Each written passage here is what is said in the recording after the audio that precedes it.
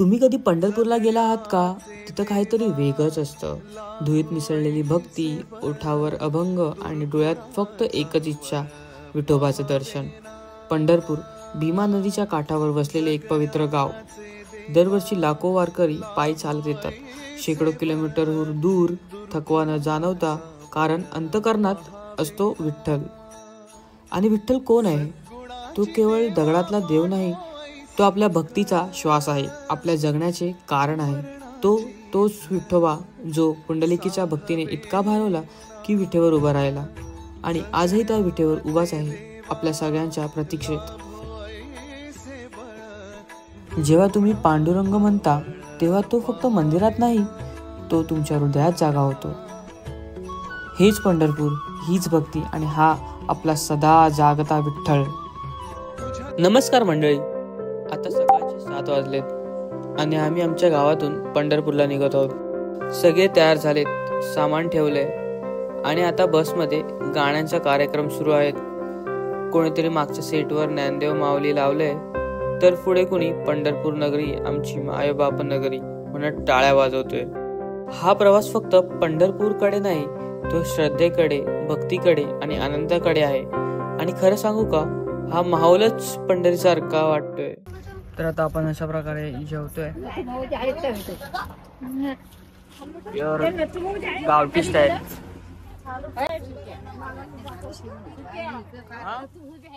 आता पंढरपूरला पोहोचलेलो आहे आणि आता मी दर्शनाच्या लाईनीसाठी पटापट पुढे जातोय, कारण की दर्शनाची लाईन खूप अशी मोठी असते आणि खूप असे घेराघेरीची असते.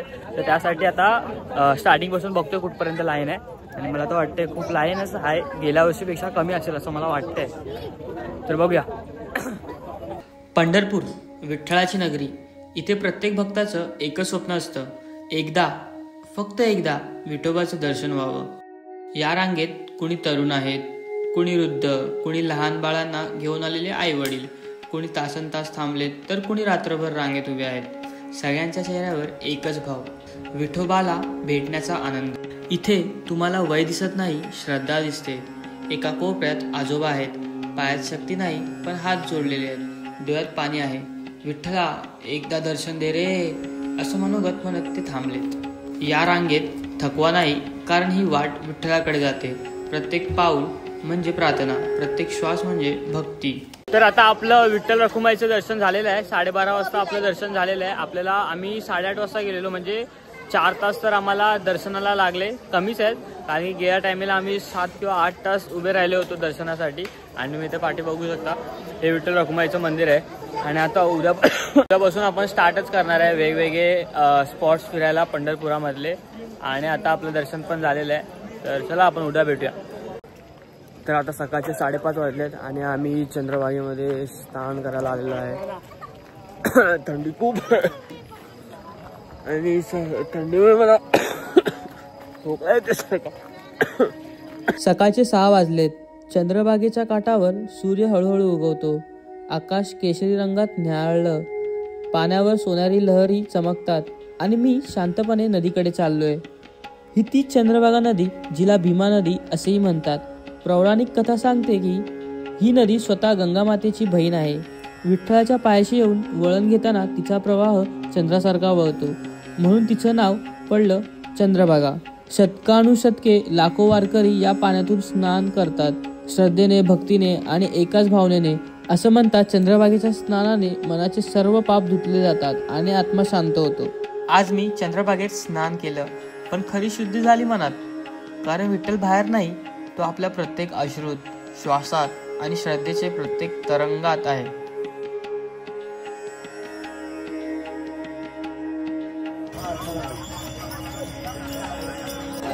तर आता आपलं चंद्रभागेमध्ये स्थान झालेलं आहे आणि आता आपण कुंडलिकाच्या दर्शनासाठी जाणार. आंघोळ केल्याच्या नंतरला पहिला कुंडलिकेच्या दर्शनासाठी जातात. तर चला आपण तिथे पहिला जाऊया.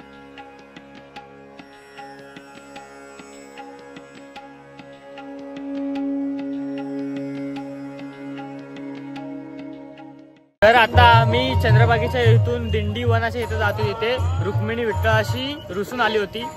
काहीतरी सांग दिंडी भवनाबद्दल, दिंडी वनाबद्दल. तिला देऊन नाही आला, तो इटेवर उभा राहिला.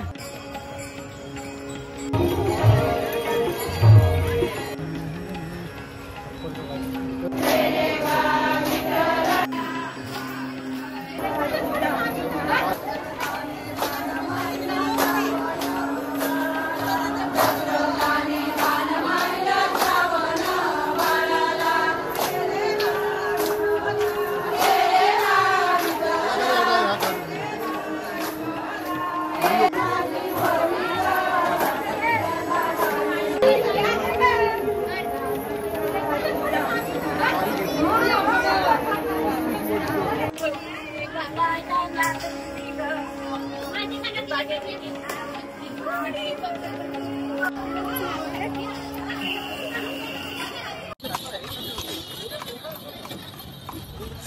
आता आम्ही घोडागाडीमध्ये बसून गोपाळपूरला जातोय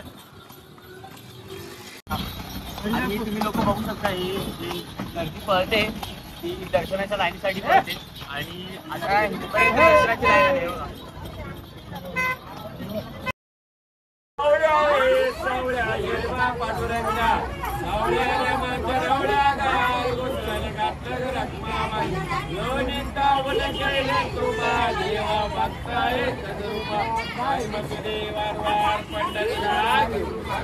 तुम्ही गोपाळपूरला येता ना तेव्हा तुम्ही इथे बघू शकता छोटे छोटे असे दगडाने ते लोक म्हणजे लोकांनी घरं बनवलेली असतात. असं बोलतात की ते चांगलं असतं घरं बनवलेलं.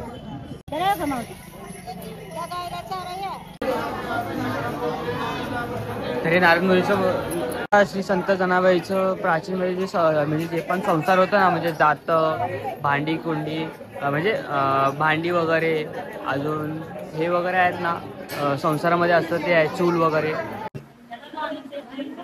जनाबाई पांडुरंग हे तर असं खाली एक जनाबाईचं वाकळ करून मंदिर आहे. तुम्हाला असं खाली वाकून जावं लागतं आणि वाकून यावं लागतं त्याच दरवाजातून. खाली असं काय मंदिर आहे संत जनाबाईचं वाकळ असं करून इथे. इथे बघू शकता श्री लक्ष्मीनारायण स्वामीची मूर्ती आहे आणि इथून पुढे आल्यावरती श्री संतोषी माता देवी आहे आणि तुम्ही इथे बघू शकता.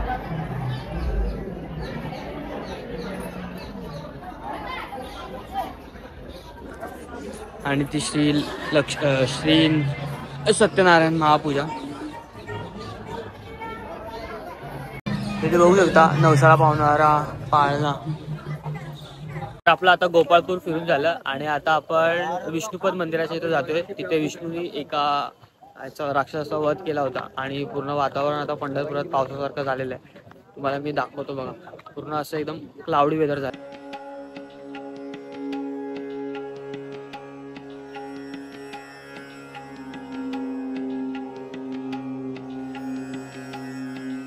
इथे बघू शकता जे मधोमध तुम्हाला मंदिर दिसतं ना ते विष्णुपद मंदिर आहे.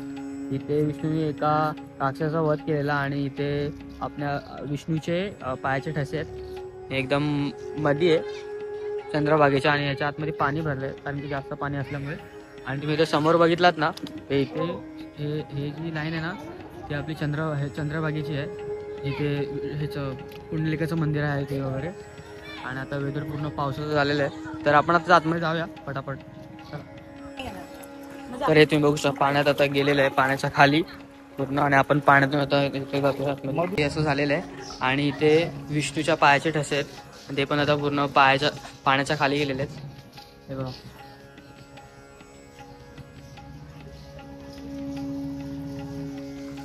हे असं मंदिर आहे. आपण गेल्या टायमिंगला आलो होतो तेव्हा हे पूर्ण असं पाणी खाली होतं आणि इथं पूर्ण मंदिर व्हिजिबल होतं.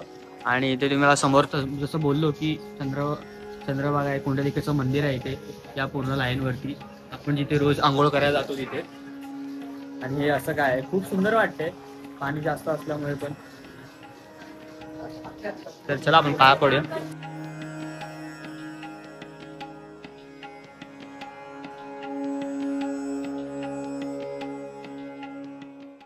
आणि आता आपण बोटीमध्ये बसलेलो आहे आणि तुम्ही बघू शकता इथे 10 फूट खोल आहे ते आतमध्ये गेल्याच्या नंतरला.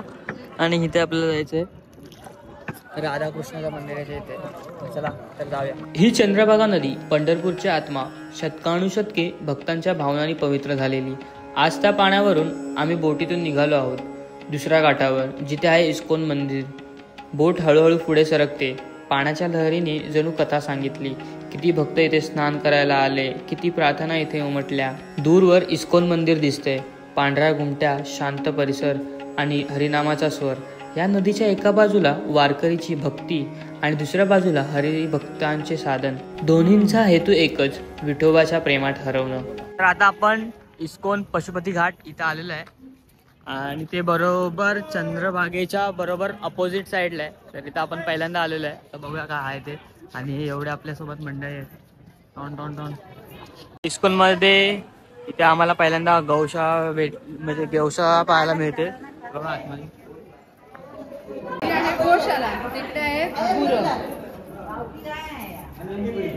कुठलं काय आहे या गावठी नाही.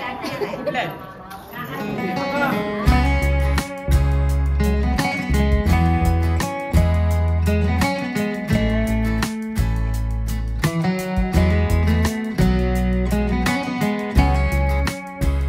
तर आम्ही इस्कॉनला आलो होतो पण ते बंद होतं कारण की 4 वाजता ओपन होतं ते आणि आता दुपारचे 2:30 वाजलेत म्हणजे 2:30 वाजलेत आणि मी यांना बोललो होतो पण आता काय बोलणार हे लोक ऐकत नाहीत.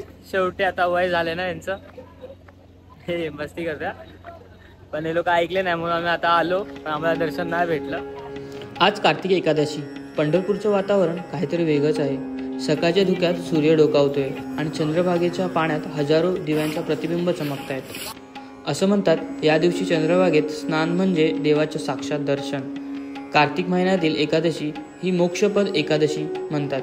या दिवशी चंद्रभागेत स्नान करून विठोबाचं नामस्मरण केल्यास असं म्हणतात की मनातील अज्ञान, दुःख आणि अहंकार धुतले जातात. देह शुद्ध होतो पण त्याहून मोठं म्हणजे आत्मा जागृत होतो. पाण्यात प्रत्येक थेंब जणू सांगतो मन स्वच्छ कर कारण विठोबा तिथेच आहे.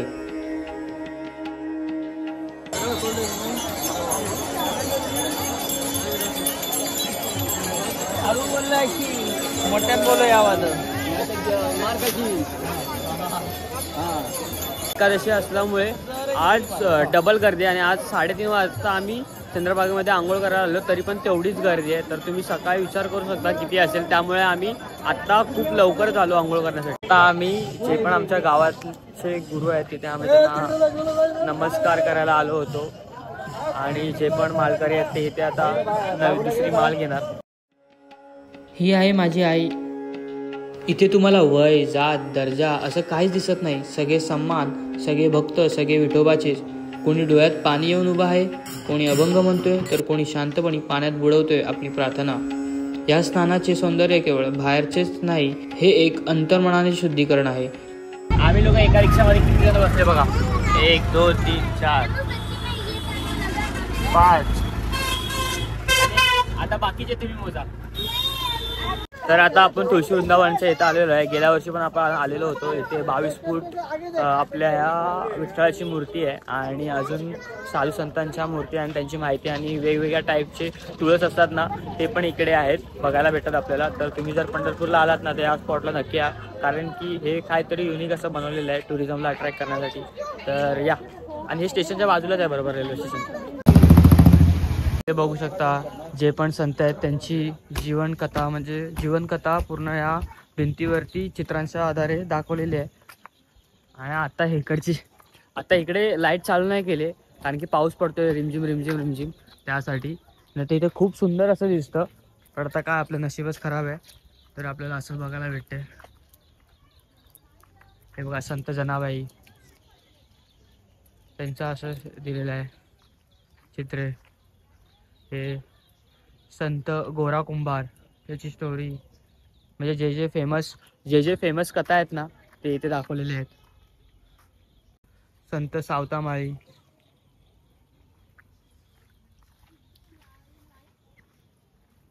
हा हे बघा आपलं हे बघा किती भारी दिसतंय लाईट आल्यावरती. आणि इथे बघा संत चोखामेळा त्यांची पण इथे लावलेले आहेत. इथे बघा संत कानोपात्रा बाजूलाच तलाव आहे एक मस्त असं. विठ्ठलाची मूर्ती बघू शकता 22 फूट अशी काय. पण आम्ही आलो तर पाऊसच पडायला लागला त्यामुळे आम्हाला आता पटापट जावं लागेल आणि खूप भिजलो आम्ही.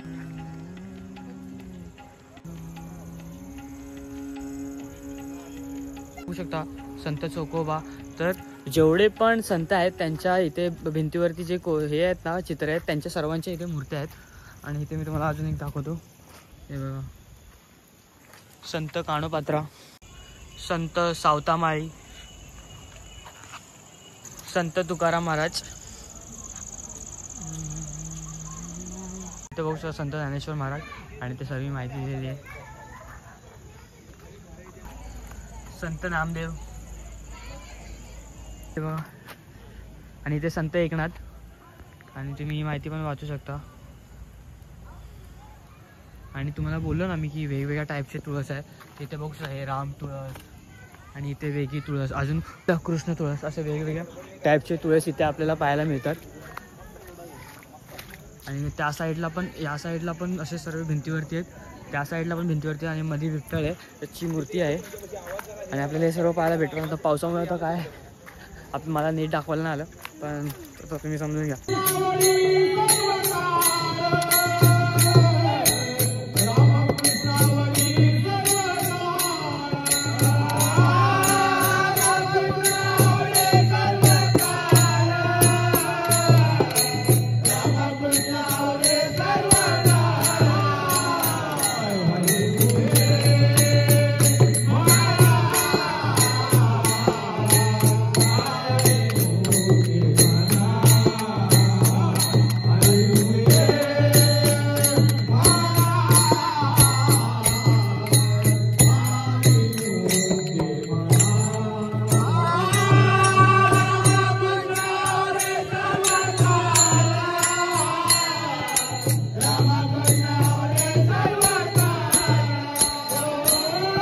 आणि अशा या दिव्य प्रवासाचा आता शेवटचा क्षण जवळ आलाय.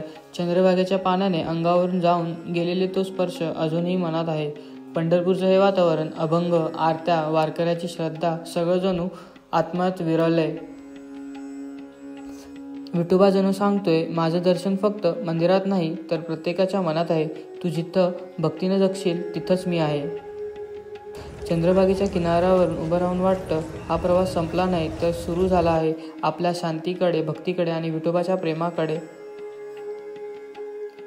या प्रवासानं शिकवलं, भक्ती म्हणजे ठिकाण नव्हे, ती एक भावना आहे, आणि जिथं भावना आहे तिथंच विठोबा आहे.